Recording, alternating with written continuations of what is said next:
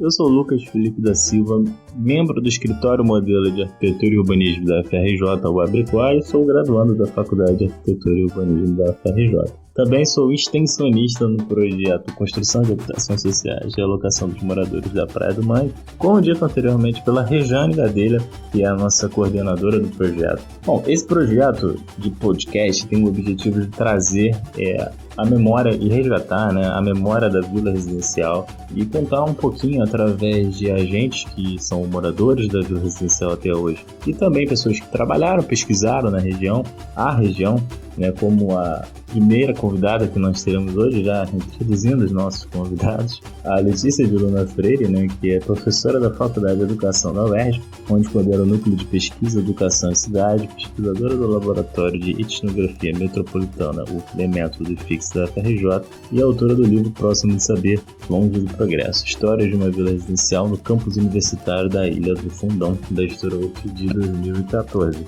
Esse livro é fruto do trabalho da pesquisa de doutorado da Letícia, e assim ela trouxe para nós um pouco da história, um pouco sobre a sua pesquisa em si, sobre a Vila Residencial. Mas também teremos outros dois convidados, que seriam o Moacir Gadelha, ou Moa, que contará um pouco de sua vida na Vila Residencial e na Ilha do Fundão, iniciante mesmo da formação da Vila Residencial. Inversos, vale a pena ouvir, já adianto. E Mário Luiz Tosta da Silva, que é um dos beneficiários do projeto de extensão da construção de habitações sociais, a realocação dos moradores da Praia do Mangue. Ele é um dos moradores da Praia do Mangue que tiveram que ser removidos a partir de uma ação promovida pela Universidade Federal do Rio de Janeiro, que ganhou uma reintegração de posse na região e feito um acordo para a realocação na Vila Residencial. E o objetivo do projeto seria essa realocação, mas hoje nós traremos também esse podcast trazendo um pouco da história da Vila Residencial, se conectar um pouco e conhecermos um pouco, resgatar essa história que é válida, é uma história de lutas, é uma história que até hoje se busca uma melhor qualidade de vida para quem reside. Então teremos muitas informações, acho que para quem já conhece, para quem mora, para quem é antigo na região, vai trazer um pouco de nostalgia, e também para quem não conhece vai trazer muita informação. Também é um objetivo muito importante do projeto de podcast. Esse podcast poderá ser ouvido em todas as plataformas de streaming e também no YouTube. Nós iremos depois passar os links através das redes sociais, das nossas mídias sociais, para vocês poderem acessar. Mas as plataformas de streaming, no caso, seriam Spotify, Cashbox, enfim, a sua plataforma de streaming favorita. Começaremos com a Letícia de Luna Freire, para não prolongarmos mais. Por favor, Letícia, pode começar.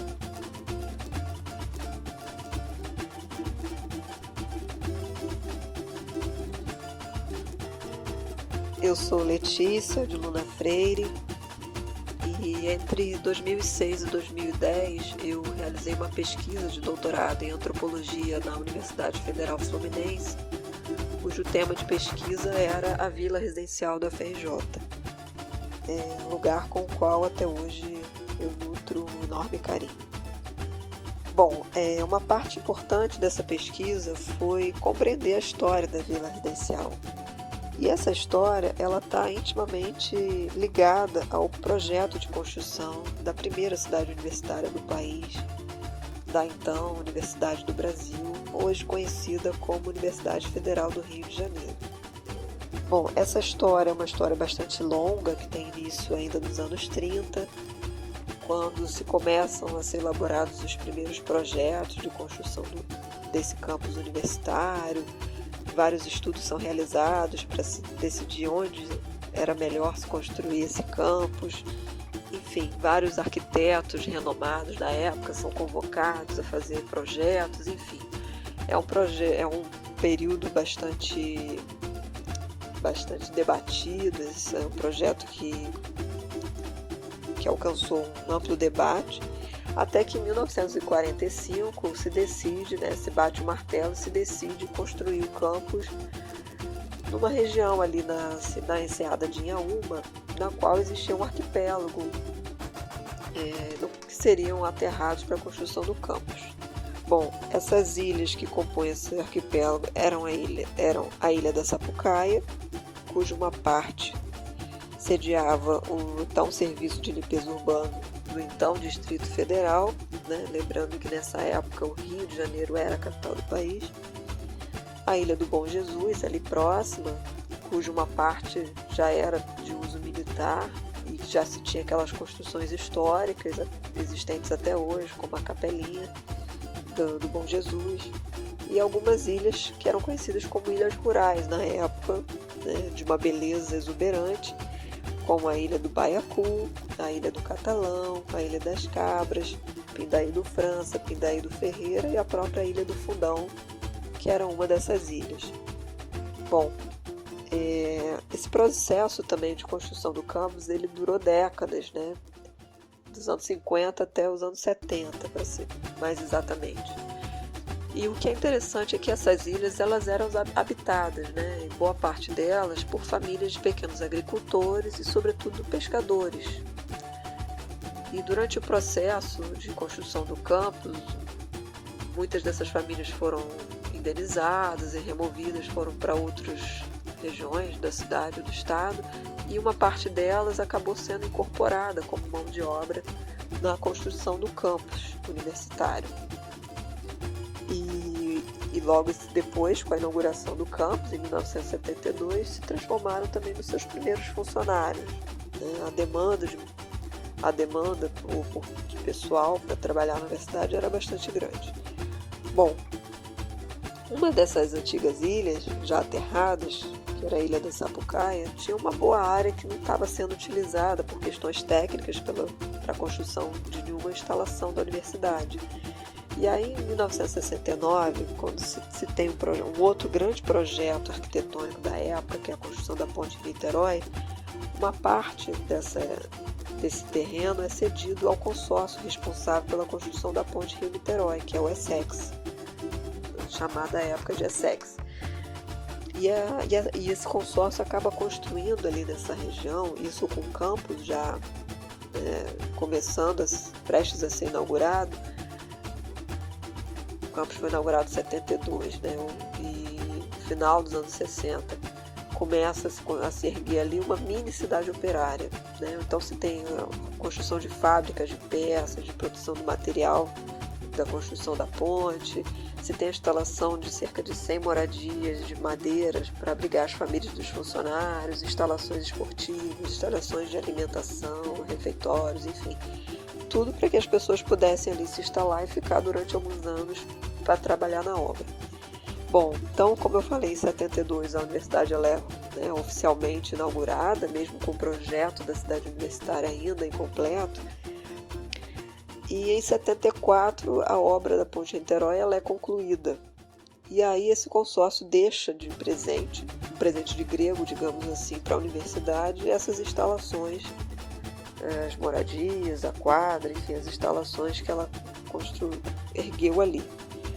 Bom, o campus já funcionando, já a pleno vapor, em 1978, o então prefeito do campus, na época o coronel Lúcio Gonçalves, teve a brilhante ideia, entre aspas, de alocar nessas antigas moradias de madeira do consórcio as famílias que ainda residiam dispersas pelo campus universitário, oriundas das antigas ilhas e que naquele momento eram funcionários da universidade. E aí com a promessa de que urbanizaria a área, enfim, daria todas as condições para que as pessoas se estabelecessem ali, né, naquela região do campus. Isso acabou não acontecendo, essa urbanização prometida pela universidade, e os próprios moradores, famílias foram investindo, né, seus próprios salários na melhoria das moradias, na urbanização da área.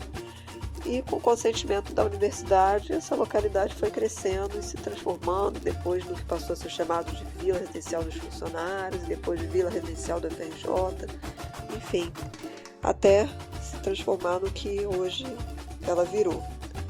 Bom, e para terminar, que é uma história assim, bastante longa, difícil de resumir, é que essa relação da universidade, embora a Vila Residencial ela tenha sido meio que produto da própria universidade, desse processo também de construção do campus, né? Ela sempre teve uma relação, seus moradores sempre tiveram uma relação conflituosa com a administração da universidade, que ora também como se fosse uma espécie de filho bastardo, né? Que ela mesma criou, mas ela em alguns momentos também o rejeitou, enfim. E aí conhecer essa história, né? Ou seja, buscar e evocar essa memória, né? Como os moradores me falavam, que eu cheguei aqui antes da universidade, né? É extremamente importante no sentido de reconhecer essa história, a legitimidade das pessoas, dos antigos moradores dessas ilhas que até hoje vivem lá na Vila Residencial, enfim, e também reconhecer os seus direitos, a moradia no local, né, uma moradia digna, enfim, a tudo aquilo que qualquer cidadã tem direito.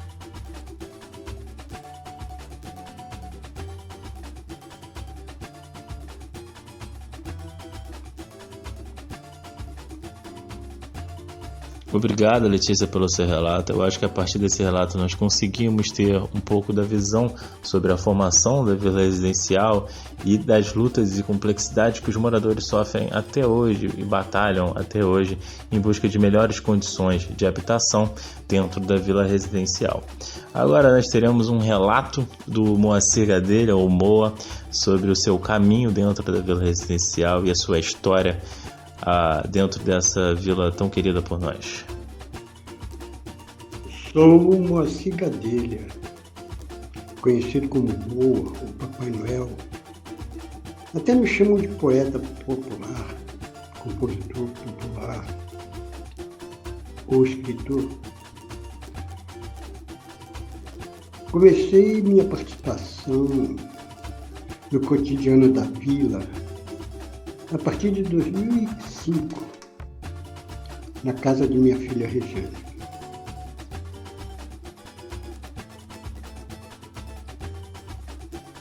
Agora, vou focar as histórias contadas pelos moradores nativos das ilhas do então arquipélago de Yauma.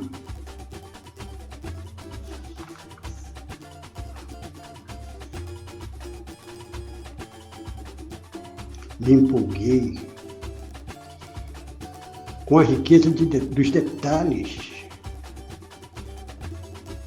de quanto aquele estilo de vida, ao mesmo tempo de muito sacrifício, de uma certa forma prazerosa e até gratificante. Entre as histórias ouvidas, escolhi.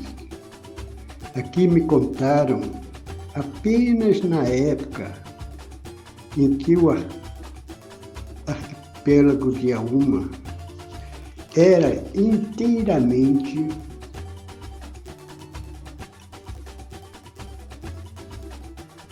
um paraíso natural da fauna marinha.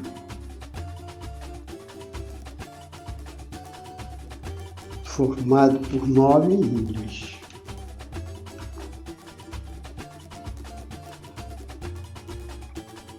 Juntamente com a do Fundão. A ilha de Baiacu, a Ilha das Cabras, do Catalão, Pindaí do Ferreira, Pindaí do França, Bom Jesus, Sapucaí e a Ilha do Pinheiros. A Ilha do Pinheiros inicialmente fazia parte do projeto universitário, mas pela demora da construção, ou sei lá o que, acabou sendo descartado.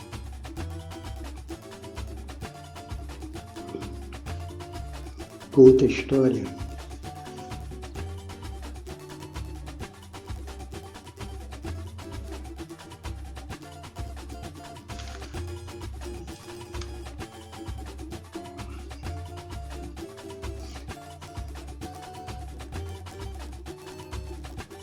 naquele tempo, ainda separadas, as ilhas eram pulverizadas pela existência de alguns moradores que sobreviviam da pesca, fauna e até hortaliças cultivadas nas suas próprias ilhas. Na verdade, o arroz, o azeite ou qualquer outro condimento não produzidos tinham que ir buscar no continente, em ramos ou na ponta do caju. Isso era feito em pequenos barcos a remo.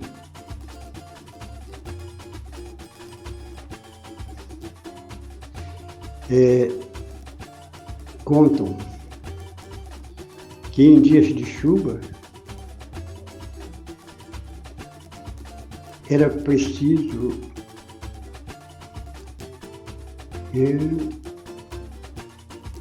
se recolherem às ilhas para se protegerem e esperar a chuva passar. A água potável tinham que buscar no continente, exatamente no bicão que existia na praia de Mariangu. A praia de Mariangu, hoje Praia de Ramos. E essa travessia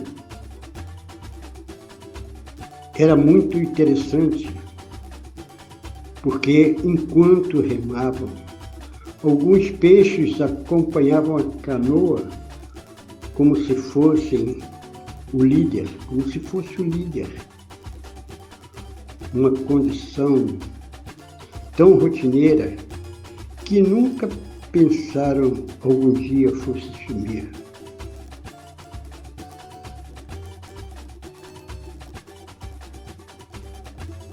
Aos poucos o progresso foi chegando, foi avançando. Aposentaram o lampião, a querosene, passaram a ter luz.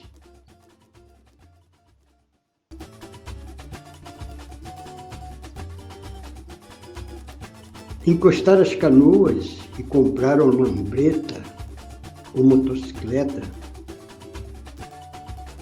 A Ilha do Fundão, interligada ao continente, a Ilha do Governador.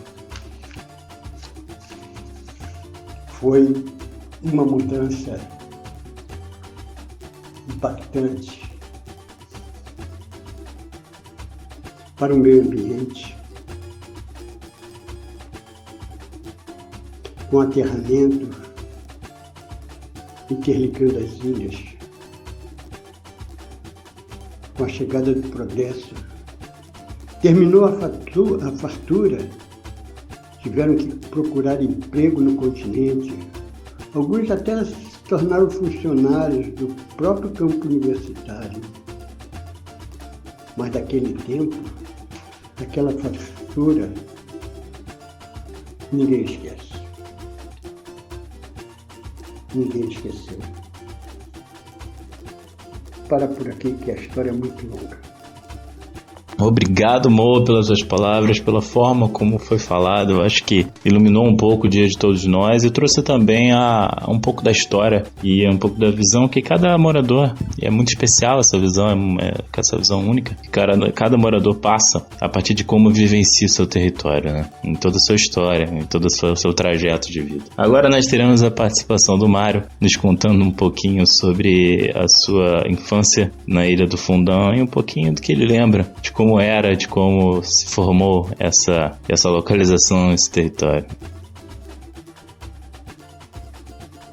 Antes de 70, ou durante 70 e antes, morei na Ilha do Bom Jesus desde 1957, quando eu nasci. Tínhamos uma cancela do quartel próximo à casa. Anos depois, afastaram. Ali onde é o Colégio Tenente Antônio João, era um presídio da Segunda Guerra Mundial, ou da Primeira, não sei afirmar realmente. Havia um campo de futebol. Tinha os braços de mares, porque as ilhas ainda estavam sendo unificadas por aterro. E lá eu lembro que moravam muitas famílias. A minha família, a família Silva e a família Merode foram as primeiras a chegar, né? Depois chegaram, não posso dizer cronologicamente, por ordem certa, mas a família Suevo, a família da Dona Alice, a família Dias, de Inácio, Tarcísio, Vinídio, todos eles. Seu João das Cabras, também casado com Dona Alice. Seu Josias, morava Tibiano. Depois, com o passar de alguns anos, já tinha uns 10, 12 anos, lembro que chegaram Dona Elba, mãe do Tilso, Tarcísio, filho da Dona Alice, casou, ficou morando ali, Antônio Belchor, né? E assim. E as ilhas, Catalão era habitada,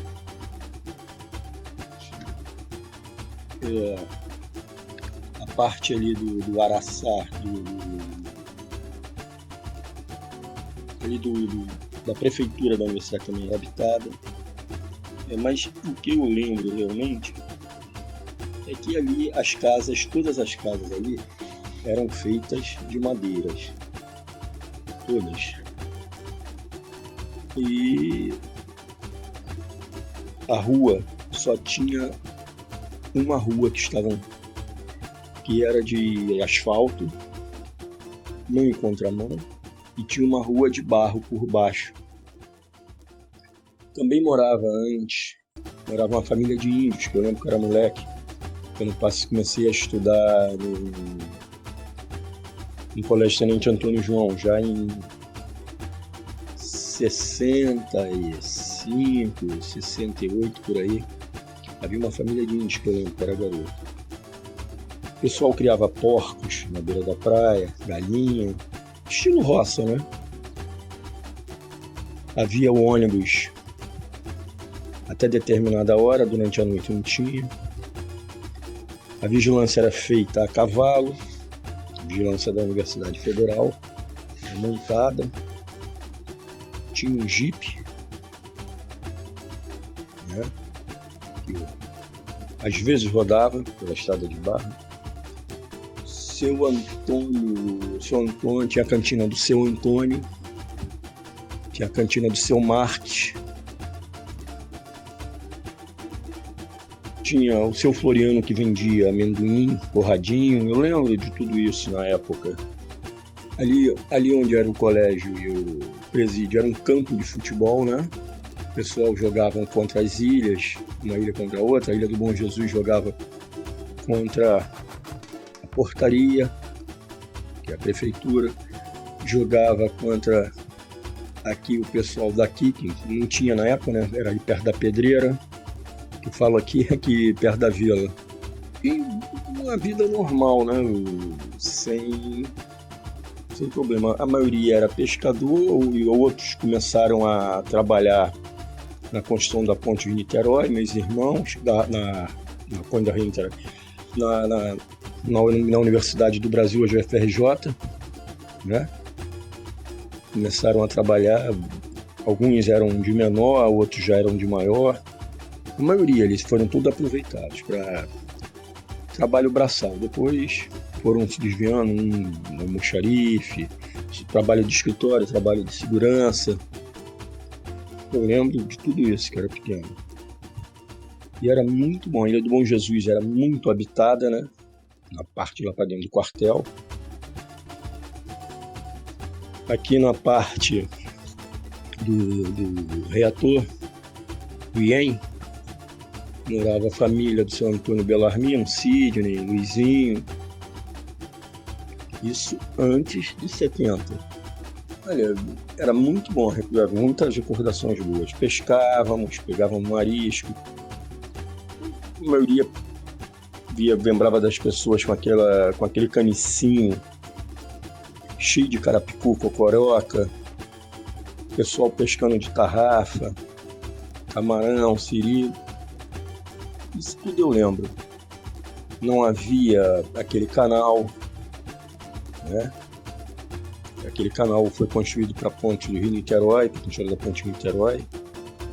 Tinha a draga que tirava areia, que jogava aqui para a Vila Residencial, hoje Vila Residencial, para a construção do aterro, para a construção para cobrir o aterro, a construção das casas que também eram de madeiras, da ponte Rio Niterói. Mais ou menos é isso que eu me lembro. E era uma vida normal, não tínhamos grande luxo, não tínhamos nada, mas éramos felizes ali, entendeu? Muita gente.